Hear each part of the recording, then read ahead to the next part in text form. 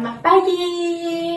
Kembali berjumpa bersama nih Kak Esther di kegiatan sekolah minggu yang cerah pada pagi hari yang cerah ya. Bagaimana nih kabarnya adik-adik? Kak Esther doakan adik-adik sehat selalu. Jangan lupa untuk jaga kesehatan dan tak lupa untuk selalu mengucap syukur. Oke. Contohnya nih kita mengucap syukur saat kita baru aja bangun tidur. Karena apa? Tuhan memberikan kehidupan yang baru. Saat kita makan, kita juga tak lupa untuk bersyukur. Karena Tuhan sudah memberikan berkat supaya kita dapat makan dengan kenyang. Saat kita sekolah, kita juga nggak boleh lupa untuk bersyukur. Karena Tuhan sudah memberikan kita berkat untuk dapat belajar dan menimba ilmu. Saat kita mau tidur pun, kita juga harus tetap bersyukur adik-adik. Karena kita sudah melewati hari dengan menikmati berkat-berkat dari Tuhan. Jadi kita harus penuhi hidup kita dengan ucapan syukur kepada Tuhan atas yang diberikan kepada Tuhan kepada kita. Jadi yuk kita nyanyikan bersyukur kepada Tuhan dan aku diberkati sepanjang hidup. Oke? Siap ya? Yuk.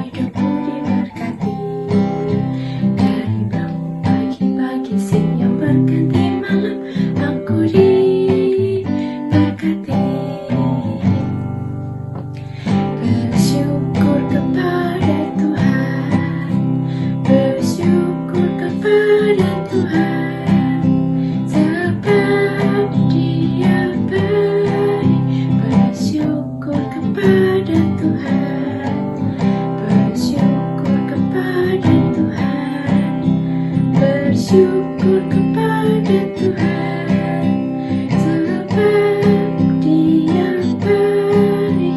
Bersyukur kepada Tuhan. Oke, adik-adik, Allah sang sumber berkat tentu saja adalah Allah yang Maha Kuasa ya. Tidak ada yang mustahil baginya. Semua dapat dilakukan oleh Allah.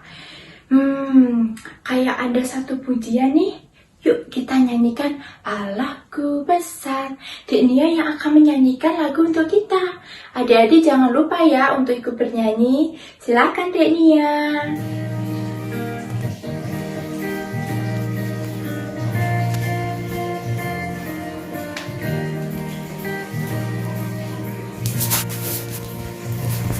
Allahku besar, kuat dan perkasa. Tiada yang mustahil bagi Dia. Oh, Allahku besar, kuat dan perkasa. Tiada yang mustahil bagi Dia. Oh, gunung miliknya, sungai miliknya, bintang-bintang ciptaannya. Oh, Allahku besar, kuat dan perkasa. Tiada yang mustahil bagi Dia. Oh,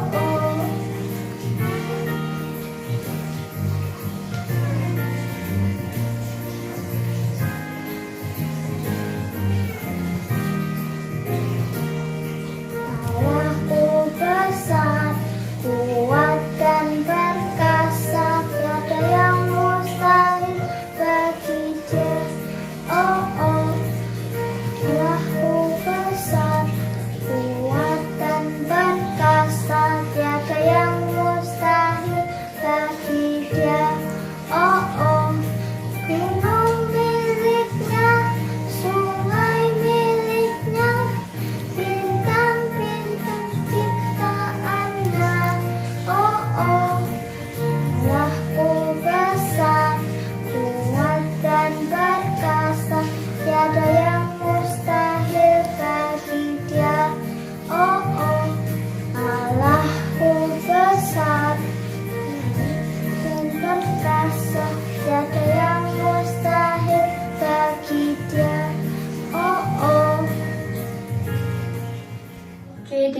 Terima kasih ya sudah menyanyikan lagu untuk kita semua.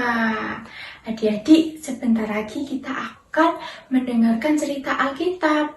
Cerita kali ini masih melanjutkan cerita pada minggu-minggu sebelumnya ya. Nah, adik-adik, para murid saat ini sedang melanjutkan pelayanan Tuhan Yesus. Mereka mengajarkan kepada lebih banyak orang tentang pengajaran Tuhan. Tapi selain mereka mengajar, mereka ngapain aja ya adik-adik? Mbak Esther penasaran nih, adik-adik pasti ya kan? Pasti dong. Nah, nanti cerita akan disampaikan oleh Kak Lia. Tapi tenang, sebelum kita mendengarkan cerita dari Kak Lia, sebaiknya kita menyanyikan lagu pujian, baca kitab suci ya. Yuk. Baca kitab suci, doa tiap hari, doa tiap hari, doa tiap hari. Baca kitab suci, doa tiap hari kalau mau tumbuh, kalau mau tumbuh. Glory haleluya. Baca kitab suci, doa tiap hari kalau mau tumbuh. Silakan Kak Lia. Halo adik-adik, apa kabarnya? Semua pasti sehat ya di rumah. Nah, adik-adik pasti hari ini udah siap dong untuk mendengarkan firman hari ini. Yuk, kita mau sama-sama belajar yuk. Hari ini kita masih akan tetap belajar sama seperti yang disampaikan minggu-minggu sebelumnya. Nah, adik-adik masih ingat nggak ya? Kira-kira hari ini kita mau belajar tentang apa ya? Nah, hari ini firmannya kita mau belajar dari Kisah Para Rasul 3 ayat 1-10. Nah, nanti adik-adik minta tolong mama dan papanya ya untuk membacakannya, atau nanti adik-adik bisa membaca sendiri di rumah. Oke, Mbak Lia lanjutkan ya adik-adik. Nah, setelah peristiwa turunnya Roh Kudus, sekarang murid-murid Tuhan Yesus lebih berani untuk melakukan pelayanan seperti Tuhan Yesus. Nah, mereka lebih banyak menjangkau dan mengajarkan tentang ajaran-ajaran Tuhan Yesus adik-adik. Nah, kira-kira kegiatan mereka apa aja ya? Adik-adik penasaran nggak? Yuk, biar nggak penasaran, kita mau saksikan video berikut ini.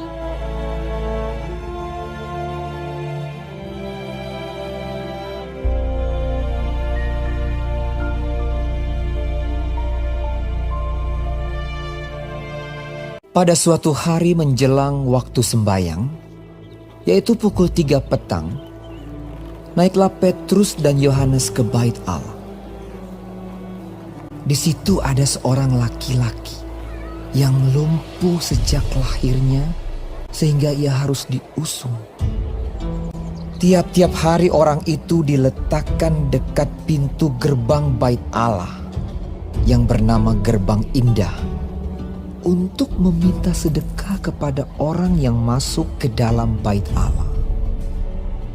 Ketika orang itu melihat bahwa Petrus dan Yohanes hendak masuk ke bait Allah, ia meminta sedekah. Mereka menatap dia. Dan Petrus berkata, "Lihatlah kepada kami." lalu orang itu menatap mereka dengan harapan akan mendapat sesuatu dari mereka. Tetapi Petrus berkata, "Emas dan perak tidak ada padaku, tetapi apa yang kupunyai, kuberikan kepadamu. Demi nama Yesus Kristus, orang Nazaret itu, berjalanlah."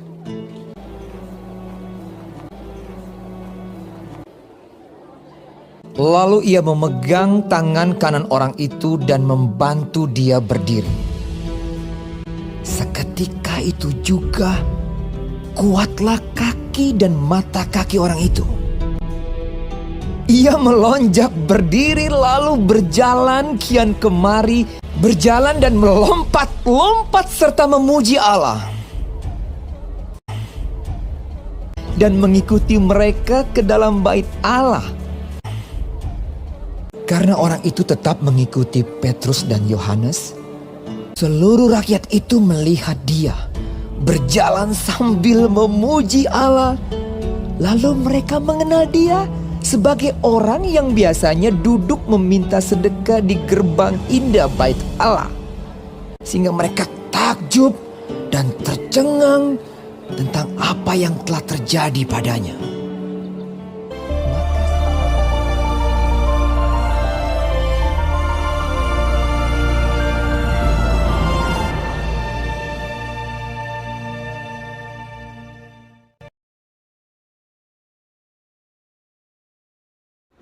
Nah, itu tadi adik-adik pemutaran video cerita Alkitab kita hari ini.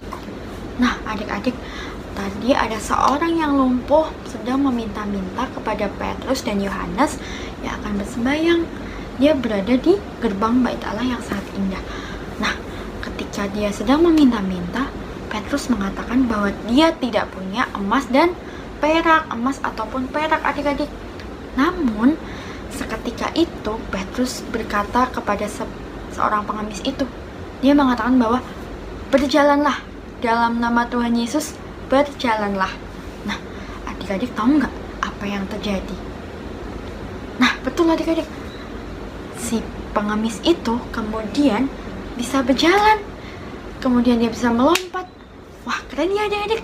Kuasa Tuhan terjadi atas pengemis itu melalui Petrus. Wah, Mbak Lia jadi inget nih salah satu lagu yang menggambarkan situasi itu. Apa yo? Judulnya Emas Perak Ku Tak Punya. Adik-adik tahu nggak? Adik-adik pasti inget ya. Yuk kita pujikan bersama-sama sebelum Mbak Lia melanjutkan. Emas perak ku tak punya,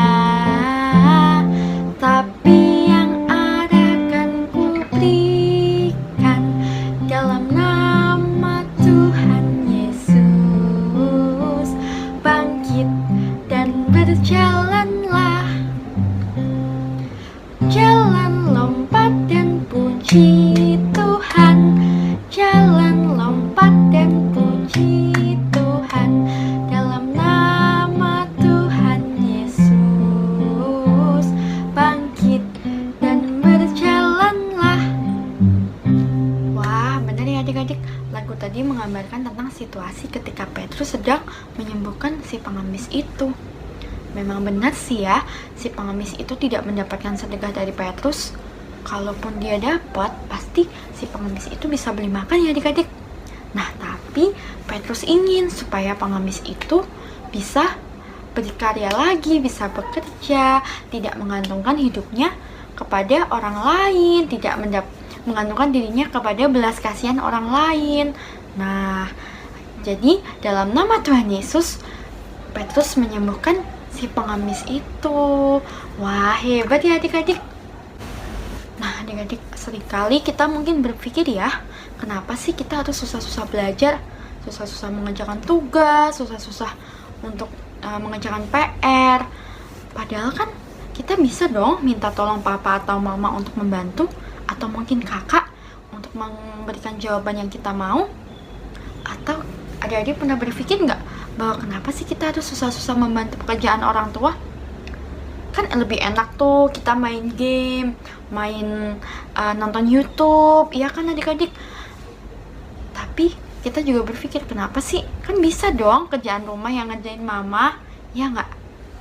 Atau kita pernah berpikir untuk kenapa sih kok kita harus menyiapkan baju, peralatan sekolah, keperluan pribadi kita harus menyiapkan sendiri. Kenapa ya? Mungkin adik-adik pernah berpikir seperti itu ya. Sama Mbak Lia juga pernah kok. Nah, adik-adik, dari cerita Petrus yang menyembuhkan si pengemis itu untuk tidak menjadi peminta-minta lagi, karena dia sekarang sudah mulai bisa berjalan dan bisa berkarya. Sama seperti kita adik-adik. Dari cerita tersebut kita bisa belajar bahwa segala sesuatu yang kita lakukan, dari belajar, bekerja, membantu orang tua, menyiapkan keperluan kita sendiri, itu semua membuat kita untuk berlatih menjadi anak yang mandiri, betul. Mandiri dalam arti tidak menggantungkan orang lain dan membantu orang lain. Nah, adik-adik harus terus berusaha dan menjadi anak yang mandiri. Jadi nggak dikit-dikit, "Pah, bantuin ini dong.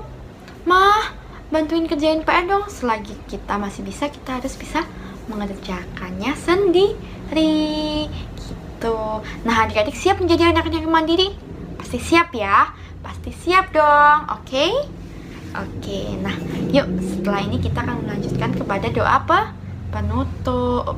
Lipat tangan, tutup mata, kita berdoa. Selamat pagi Tuhan Yesus, terima kasih Tuhan untuk hari ini Tuhan. Kami anak-anak Tuhan boleh mengikuti sekolah minggu hari ini Tuhan. Kami boleh belajar dan mendengarkan firman Tuhan.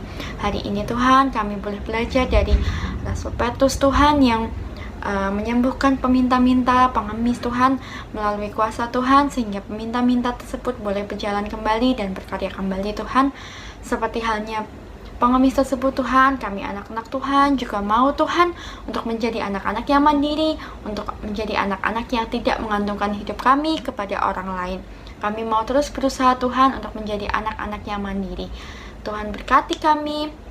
Untuk kami, anak-anak Tuhan, anak-anak sekolah minggu, boleh terus bertumbuh dan belajar.